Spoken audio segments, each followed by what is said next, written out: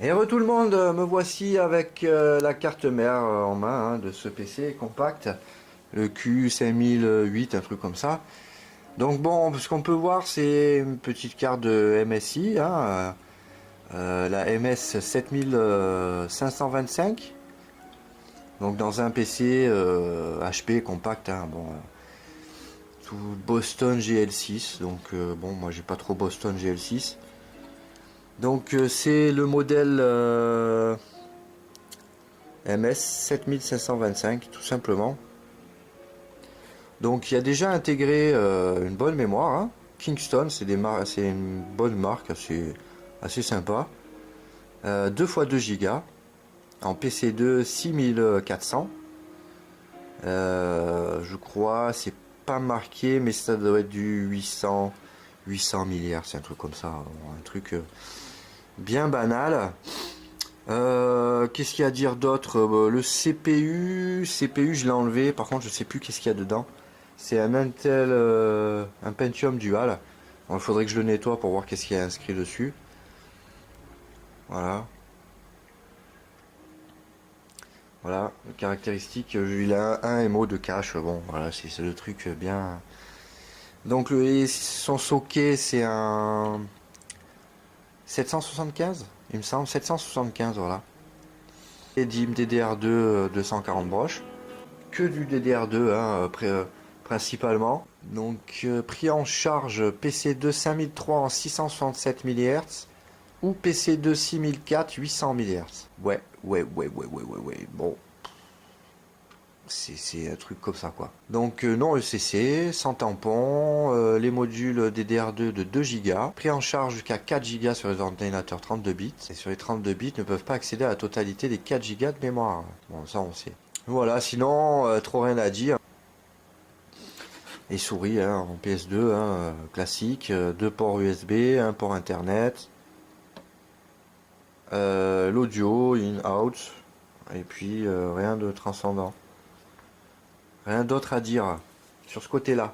Alors je rencontre un petit souci, c'est pour enlever le ventirad du pont sud, pont nord quoi, celui-là.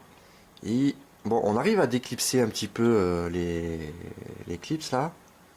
Vous voyez, 2 empattements ici et là, qui ceinture les goupilles plastiques, tout simplement. Le problème, c'est que bon, la pâte thermique qu'il y a dessous, elle est complètement séchée. Et pour éviter de tirer comme un âne, il y a une technique un peu spéciale. Enfin, spéciale, non, c'est juste chauffer. Alors, il y a la possibilité de le remettre dans l'ordinateur, l'allumer et faire tourner un peu l'ordinateur à blanc de façon à ce que ça chauffe naturellement. Et une fois que c'est chaud, bon ben voilà. C'est un peu galère parce que bon, si c'est un peu tout démonté comme moi, j'ai le ventirad qui sèche d'un côté. Enfin voilà, c'est le bordel. Donc j'ai une petite station air chaud avec un poste à souder intégré dessus. Donc je vais l'allumer, chauffer un petit peu. Par contre, il faut être extrêmement vigilant à pas griller les condensateurs qui sont autour. D'ailleurs, en parlant de ça, ils sont pas gonflés. Ils ont l'air en bon état. Donc c'est plutôt bon signe déjà. Donc on met le doigt dessus et on vient chauffer le ventirad jusqu'à ce que il soit chaud dans les doigts et que qu'on arrive un peu à le bouger quoi. Je vais monter peut-être un peu la température, sinon j'en ai pour 2 heures. Donc là je vais régler à peu près sur 150 degrés.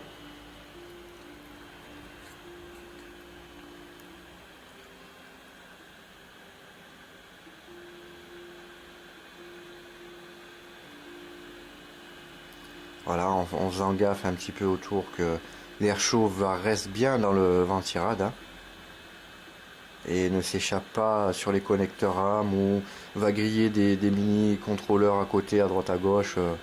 Voilà, que la chaleur se dissipe vraiment là. Et vous voyez déjà une petite pulsion et voilà. Le fait de le chauffer un peu, ça permet de décoller en fait la pâte thermique. Déjà, il n'y en avait plus. Je sais pas si vous voyez, mais il n'y en avait plus du tout. Donc, je vais arrêter mon truc parce que ça commence à chauffer. Voilà, tac. Donc, il y en a sur la puce, il y en avait vraiment plus du tout, quoi. Hein. C'est limite. C'était limite. Par contre, je rencontre un deuxième problème.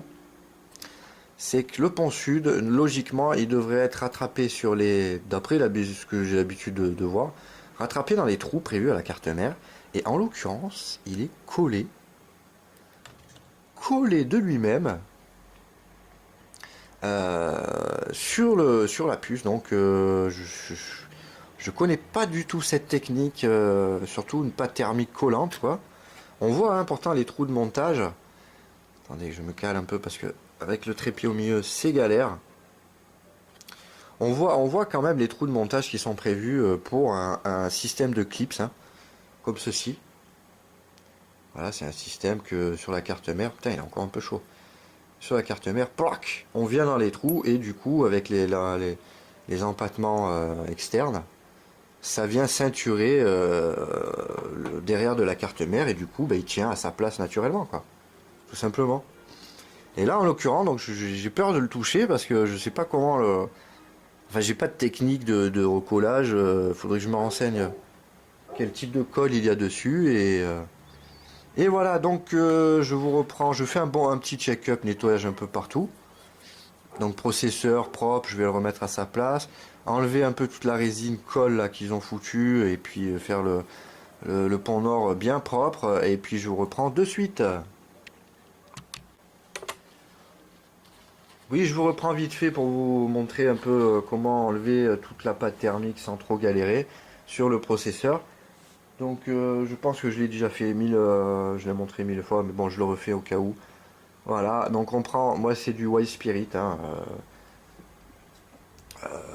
voilà, diluant, nettoyant White Spirit, voilà, tout simplement un truc à 2 euros, je sais même plus, ou alors de l'alcool à 90, et on imbibe un petit pinceau et on vient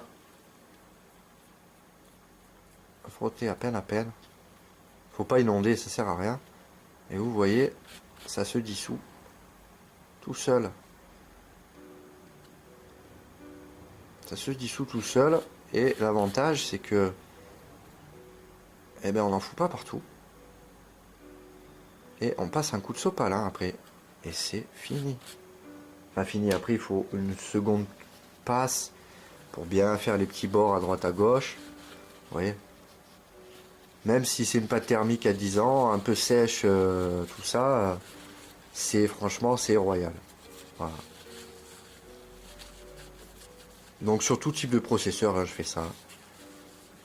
Alors, vous voyez déjà, pâte thermique bien sèche, première passe. Donc il n'y a pas besoin de produits qui te vendent à 30 euros. Là, je sais pas qu'est-ce qu'il y a, des petites fioles en plus de 5 millilitres. Tu fais de nettoyage et t'as plus rien quoi, donc c'est nul. La première passe machin, j'ai plus qu'à rincer un peu mon pinceau parce qu'il est empégué de pâte. Et puis c'est reparti. Et puis voilà, deuxième couche et puis il sera propre nickel. Par contre, faites gaffe, celui-là de processeur, il n'a pas de pin. C'est des pins intégrés sur le PCB. Mais surtout quand vous l'avez dans les mains, évitez de forcer comme un âne pour tordre des broches. Là, en l'occurrence, j'en ai pas. Enfin, j'ai des petits condensateurs intégrés, donc il faut faire extrêmement gaffe quand on l'a dans les mains. Pas faire n'importe quoi. Et puis voilà, rien de compliqué. Allez, à tout de suite.